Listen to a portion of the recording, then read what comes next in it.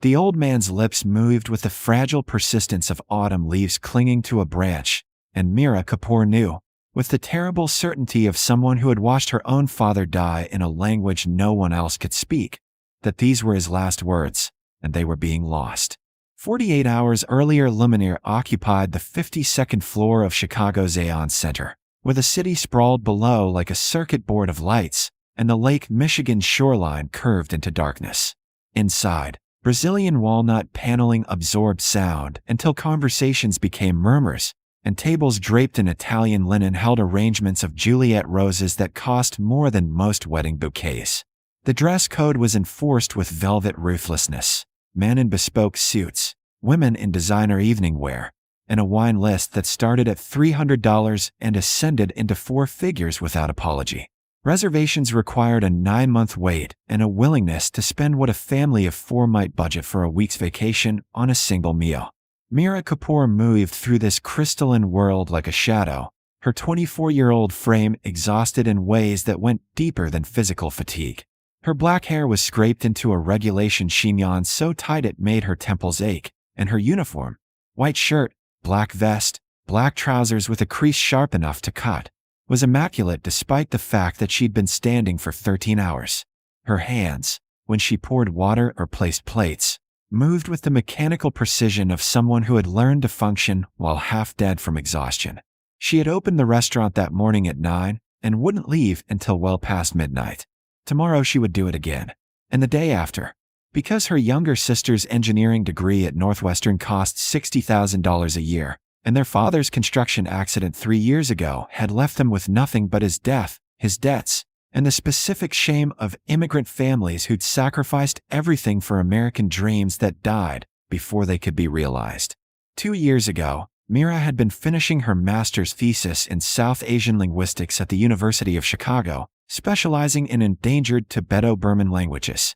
She had spent summers in remote Himalayan villages documenting dying dialects, had published papers on the Tamangic language family, and had been positioned for a doctoral fellowship that would have taken her to Nepal for 3 years of field research. Then her father had fallen from scaffolding, and the medical bills had devoured their savings. Then he had died. Then Mira had withdrawn from the program, sold everything she owned, and found herself here, in this temple of excess, refilling champagne glasses for people who treated her like animated furniture. Tonight's crowd represented Chicago's financial aristocracy, private equity titans, real estate moguls, tech entrepreneurs who'd sold companies for 9 figures and now spent their time managing wealth. At table 12, the restaurant's most prestigious position, with views of both the lake and the skyline, sat Harrison Blackwood III, founder and CEO of Obsidian Capital Management, a private equity firm that controlled assets worth $47 billion. Blackwood himself possessed a personal fortune estimated at $3.2 billion by Forbes, accumulated through leveraged buyouts and corporate restructuring that had made him either a business genius or a vulture, depending on who you asked. At 61, Blackwood wore his wealth with the casual brutality of old money meeting new. A Huntsman bespoke suit in charcoal gray that had been tailored on Savile Row, a Patek Philippe watch worth more than Mira's annual salary, and the expression of a man accustomed to environments where his word was law. His face was all sharp angles and cold calculation, weathered by decades of deal-making and a particular stress of managing billions. But tonight, something had fractured his armor. Beside him sat his father, Edmund Blackwood, 87 years old and clearly dying. The old man was skeletal beneath an expensive cardigan, his skin papery and gray, his breathing labored. An oxygen cannula ran to a portable tank discreetly placed beside the table. His hands trembled constantly, and his eyes held the peculiar distance of someone already halfway gone. Mira had served them earlier, carefully, quietly, and had heard fragments of their conversation. Harrison speaking in the clipped tones of a man profoundly uncomfortable with emotion. Edmund mostly silent, occasionally murmuring responses that his son leaned close to hear. "Father, you need to eat something," Harrison had said, his voice carrying the authoritative tone he probably used in boardrooms. Edmund had touched the Dover sole with his fork, then set it down. "Not hungry, Harry." His voice was a whisper, cracked with age and illness. The doctor said, The doctor is an optimistic idiot. Edmund's eyes had flickered with brief humor. I know what's happening. You know what's happening.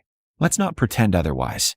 Harrison's jaw had tightened, and Mira had retreated, recognizing the conversation as private territory she shouldn't witness.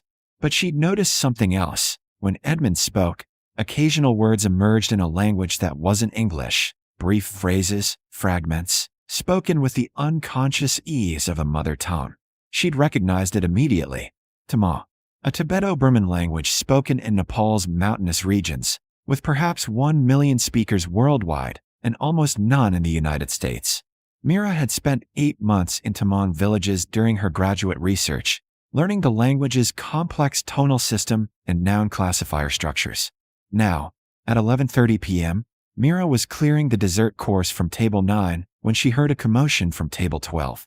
Harrison Blackwood's voice, suddenly sharp with fear. Father, can you hear me? She turned to see Edmund slumped in his chair, his breathing ragged, his eyes half closed.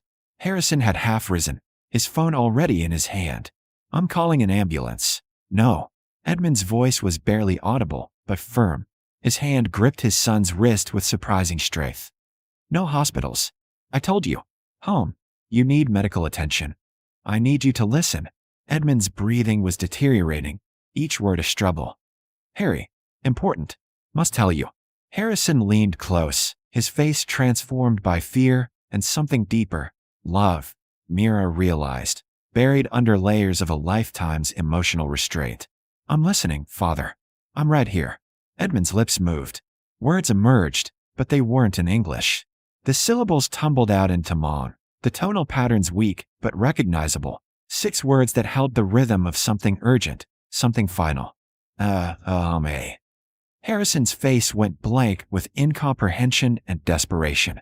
Father, I don't understand. Please, in English. But Edmund's eyes had closed, his breathing shifting into something slower, more labored. The words had taken everything he had left. Harrison looked up wildly, scanning the restaurant. Does anyone speak? I don't know what language that was. Does anyone? His voice, usually so controlled, cracked with desperation. Mira stood frozen, her tray of dirty dessert plates gripping in white-knuckled hands. Every instinct screamed at her to stay invisible, to not involve herself in the private tragedy of a billionaire and his dying father. Then she thought of her own father, dying in a Chicago hospital, trying to say something in Nepali that the nurses couldn't understand, and she had been stuck in traffic, arriving 20 minutes too late. She set down her tray, walked forward. Her voice, when she spoke, was quiet but clear. Sir. I understood him. He was speaking Tamang, a language from Nepal. I can translate what he said. Harrison Blackwood's head snapped toward her, his eyes wild with desperate hope and instant suspicion. The look of a man accustomed to people claiming expertise they didn't possess in order to get close to his money. His father lay slumped in the chair, each breath a rattling struggle, while around them the restaurant had gone silent. Other diners frozen mid-conversation, witnessing the terrible intimacy of death arriving in a public space. You speak Tamang. Harrison's voice was flat, disbelieving. You're a waitress in Chicago, and you speak an obscure Nepalese dialect. Yes, sir. Mira's exhaustion had burned away, replaced by a sharp clarity born of purpose. I spent 8 months doing field research in Tamang villages for my master's thesis in South Asian linguistics at the University of Chicago. I'm fluent in Tamang, Nepali, and 3 other Tibeto-Burman languages. Your father said 6 words. Would you like me to translate them? Or would you like to keep questioning my credentials while he's dying? The bluntness seemed to shock Harrison into action. He gestured frantically at the empty chair beside him. Please. God. Please tell me what he said. Mira sat, acutely aware that she was breaking a dozen restaurant protocols and that every eye in Billionaire was on her. She leaned close to Edmund, whose breathing had become shallow and irregular. His eyes flickered open, unfocused, searching. She spoke into Mom, her voice gentle. Kik, babai, ma yahanchu. Dapayin ko chodai dapayin ko kurab wajanchu. It's okay, grandfather. I'm here. I will make your son understand your words. Edmund's eyes found her face, and something cleared in his gaze, recognition, not of her specifically, but of the language, the sound of home. His lips moved again, forming words with desperate precision. Mira turned to Harrison, whose face was a mask of anguished incomprehension. He said, "The stone with the llama's mark is in the offering bowl. Does that mean anything to you?" Harrison's expression went blank, then twisted with frustration. "No, I don't offering bowl. We're not Buddhist. We're Episcopalian. My father grew up in Connecticut. This doesn't make any sense." Edmund's hand lifted weakly, gripping Mira's wrist.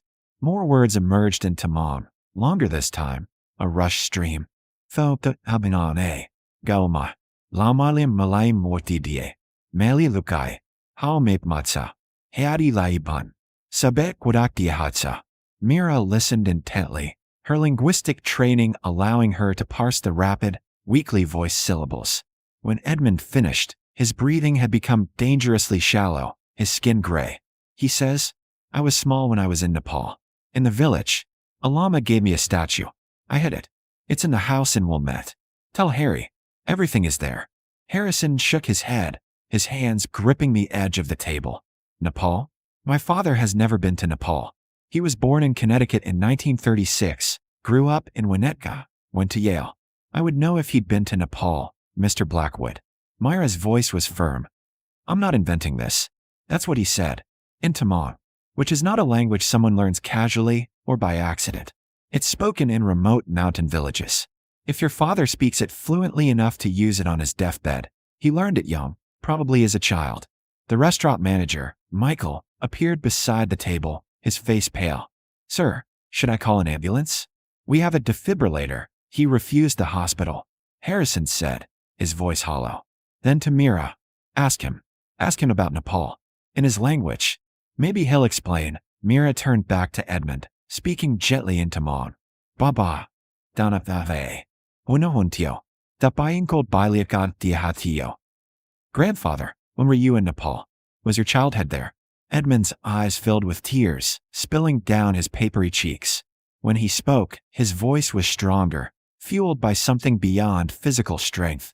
Memory, perhaps, or the relief of finally being understood. "Panj bajtie jub amabwabalmode. Misandri hunohontio. Matihai gao mai basing. Baji kakalim malai amerika dierai. Tud gao mero kartio. Matiha dalmatie." Mira's breath caught. She understood now, understood everything. She turned to Harrison, whose face was a landscape of confusion and fear. "Your father says his parents were missionaries. They died when he was 5.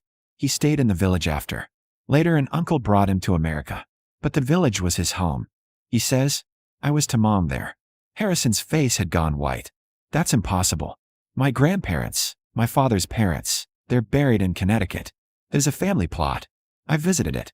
They died in 1965 in a car accident when I was a teenager." "Those might have been his adoptive parents," Mira said gently.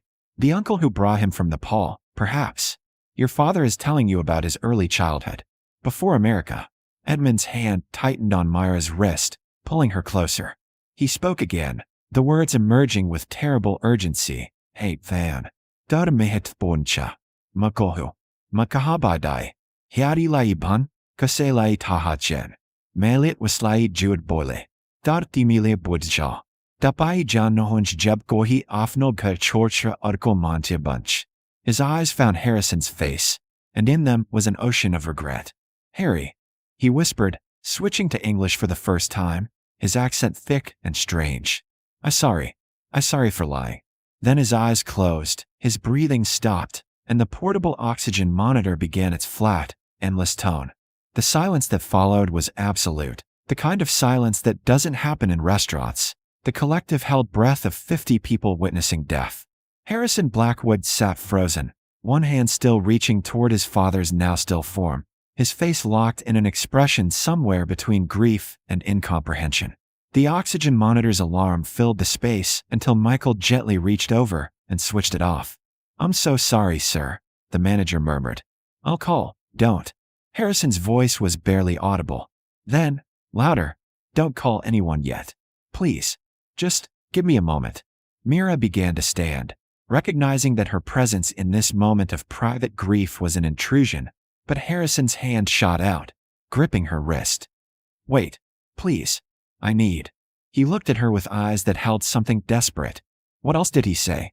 At the end, before he died. Mira sat back down slowly. The other diners had begun to avert their eyes, giving Harrison what privacy they could in the public space. She spoke quietly. He said the statue isn't magical, but it's important. It's who he was, where he came from. He asked me to tell you that nobody knew, that he lied to you. She paused, then continued with the final, most painful part. He said I would understand, that I would know what it's like when someone leaves their home and becomes a different person. Harrison's face crumpled, grief finally breaking through decades of emotional control. Tears spilled down his cheeks, and he didn't wipe them away. I don't understand. How could I not know? 61 years. My whole life. And my father was what? Nepalese? He grew up in a mountain village? And he never told me. The 1930s were different, Mira said gently. An Asian orphan brought to America. Even one who looked racially ambiguous. Even one adopted by a white family and given a new identity. The prejudice would have been extraordinary. Maybe his uncle told him to never speak of it. Maybe he learned to bury that part of himself to survive. But I'm his son. I deserve to know. He was protecting you. Mira's voice held certainty born of her own experience. In his generation, being different, being other, meant exclusion. It meant barriers. He probably thought if he told you, it would somehow taint you too. It's wrong, but it's what immigrants do sometimes. They erase themselves so their children can be fully American. Harrison looked at her then, really looked at her, seeing past the uniform for the first time. You said you understand. What did he mean? Mira felt the words rise up, words she never spoke to customers, to anyone in this building. My father died 3 years ago after a construction accident. He was an engineer in Nepal, highly educated, but his degree didn't transfer here. He spent 15 years as a day laborer, so my sister and I could go to university. When he was dying, he kept apologizing in Nepali for not being more successful in America, for not giving us a better life. Her voice cracked. He gave us everything, but he died thinking he'd failed because American success was measured in money and degrees, not sacrifice and love. Harrison closed his eyes. I made so much money, built this empire, and I never asked my father about his childhood, never asked about anything that mattered. I assumed I knew his story because he told me one version of it. He loved you, Mira said. That's why he sent me the message. Why he used his last words to tell you about the statue, about who he was. He wanted you to know, at the end. Harrison opened his eyes, focusing on her with new intensity. The house in Wilmette. Will you come with me? Now, I need someone who speaks to Mom, who understands this. I'll pay you, name your price. I don't want payment for this, Mira said quietly. But yes, I'll come. Because your father asked me to make you understand, and I haven't finished that job yet. Michael cleared his throat gently. Sir, I do need to call the authorities. For the death certificate. But I can delay it until you've had time. Thank you. Harrison stood, his movements mechanical with shock. I'll go to the house. Then I'll handle the arrangements. 40 minutes later, Mira stood in the foyer of a Wilmette mansion worth at least $8 million, its walls covered in contemporary art and its floors gleaming with marble. Harrison moved through the rooms like a ghost, searching. He said offering bowl, he muttered. But we don't have, wait. He stopped in his study, a wood-paneled room lined with law books and deal memorabilia. On a high shelf sat what Mira recognized as a Tibetan singing bowl, bronze and intricately carved, probably purchased as decorative art without any understanding of its religious significance. Harrison reached it down with trembling hands. Inside, wrapped in silk that had yellowed with age, was a small stone statue, a Buddha in the Nepalese style, perhaps 6 inches tall, carved with extraordinary skill. And beneath it, a folded piece of paper, the writing faded but still legible. Harrison unfolded it carefully. The handwriting was a child's, in both English and what Mira recognized as Tibetan script. He read aloud. My name was Pemba Dorje. I lived in Theoloder village. I was Tamang. This is who I was before I became Edmund Blackwood.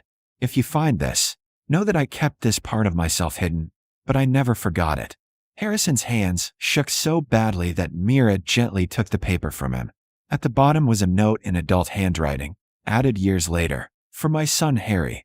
If you ever find this, know that I lied to protect you, not because I was ashamed. I hope you'll understand. I hope you'll forgive me. Harrison sat down hard in his desk chair. He left this for me to find. He wanted me to know, eventually. He wanted you to know who you came from, Mira said. You're not just Edmund Blackwood's son. You're Pemba Dorj's son too. You carry that village in you, that survival, that strength it took to cross the world and build a new life. Harrison looked up at her, his face transformed by grief and something like wonder. Who are you? Really? Not just a waitress who happens to speak Tamang. I was a graduate student studying endangered languages because I believe when languages die, whole worlds disappear. Then my father died, and I needed money more than I needed research. She smiled sadly.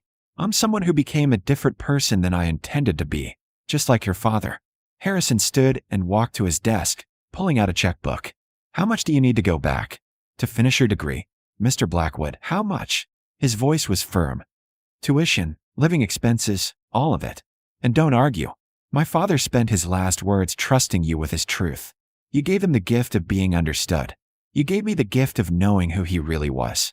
Name the amount. Mira did the math in her head. Tuition, her sister's remaining education, the debts. $90,000 would cover everything. Harrison wrote the check without hesitation, then wrote another. This is for $200,000. The extra is for your doctoral research. Go back to Nepal. Document those dying languages. Do the work my father's people deserve to have done. And tell those stories, because if you don't, they'll disappear like my father's first language almost did. He pressed both checks into her hand. I'm also funding a scholarship at University of Chicago in my father's name, both names. The Pemba Dorj Edmund Blackwood Scholarship for Endangered Language Research. Full funding for 2 graduate students per year. You'll help me administer it. Mira stared at the checks, at the numbers that represented freedom and return and the ability to honor her father's sacrifice by finishing what she'd started. Tears blurred her vision. Thank you, she whispered. Harrison shook his head. Thank you. You gave my father his voice back. You gave me the truth. He looked at the small Buddha statue, still cradled in his palm. I'm going to find Fielodar village. I'm going to visit it, learn about it. I want to know where I came from. I can help with that, Mira said. When I go back for my research. Harrison smiled, the first genuine expression of warmth she'd seen cross his face. Then I suppose we'll be colleagues. Mira Kapoor left the Wilmette mansion at 2:47 a.m. carrying 2 checks and a small piece of paper with Tibetan script, which Harrison had insisted she keep as a reminder. She walked out into the November cold, carrying something else too. The certainty that her father's sacrifice had not been wasted, that languages mattered, that the stories of people who became invisible to survive deserved to be heard and honored and preserved. And somewhere in the dark, she imagined both fathers, hers and Harrison's, finally at rest, their truth spoken, their children finally understanding the price of survival and the gift of home, no matter how far you traveled from it.